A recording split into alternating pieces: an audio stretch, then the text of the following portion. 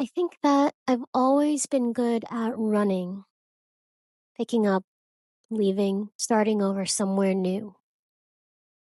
From the outside, it probably looks like I'm escaping monotony, routine, the challenges that can come with staying put. And honestly, I don't think that's entirely wrong. The question I keep coming back to is, what am I actually running toward? Because for me, it's never really been about escape. It's been about listening to what doesn't feel right and trusting the direction my intuition keeps pointing me in. This past December, I spent about a month in the Canadian Arctic, Iqaluit, Nunavut, to be exact, over Christmas and New Year's, going into 2026. It was one of the first trips in a long time that wasn't tied to a job, a project, a wedding, a family or friend obligation. I guess it was like a personal vacation, no strings attached. One might wonder, why Iqaluit? Why Iqaluit in the dead of winter? How did that even happen? So, I found a dog sitting opportunity through trusted house sitters, which, by the way, has been a huge part of how I'm able to live nomadically.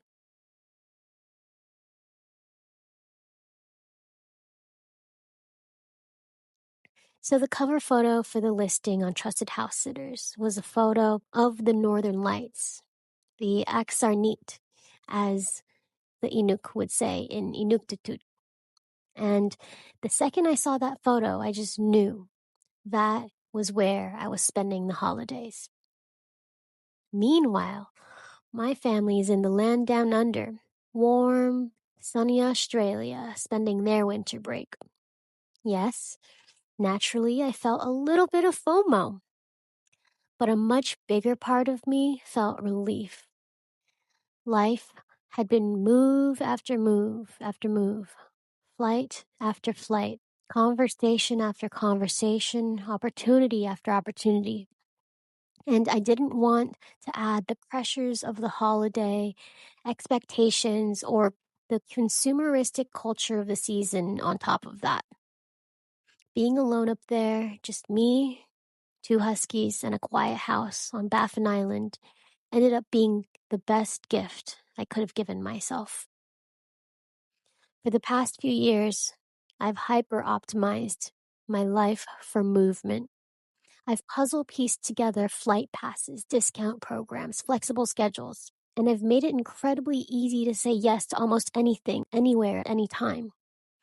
And while that freedom has been amazing, I'm also realizing how exhausting constant accessibility can be.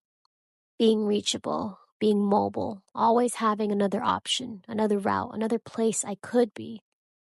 There's very little friction and almost no built-in reason to slow down.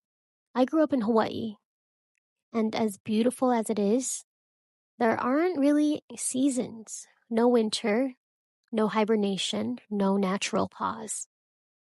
For about 15 years, the environment around me never slowed down, even when mentally and emotionally I desperately needed to.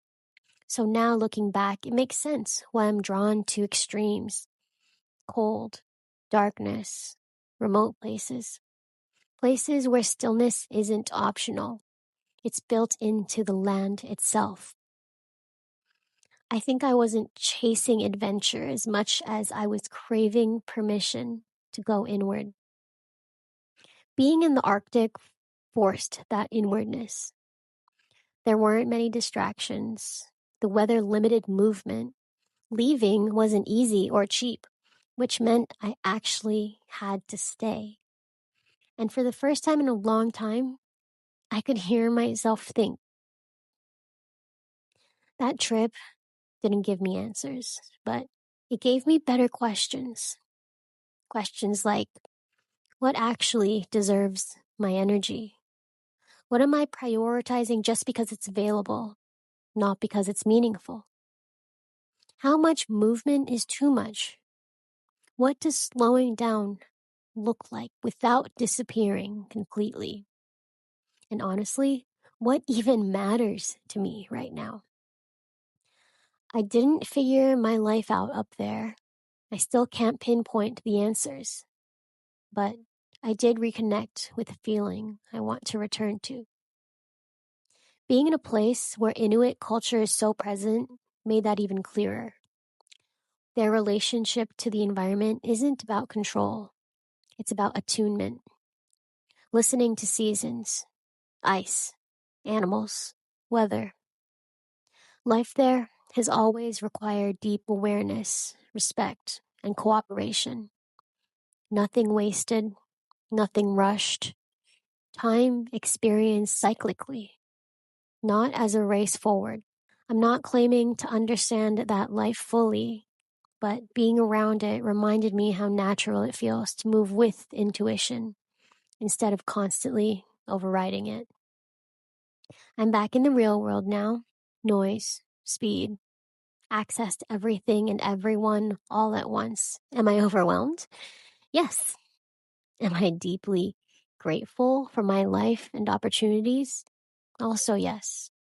Now, my work is integration, finding balance between outward momentum and inward listening, between contribution and rest, between movement and stillness.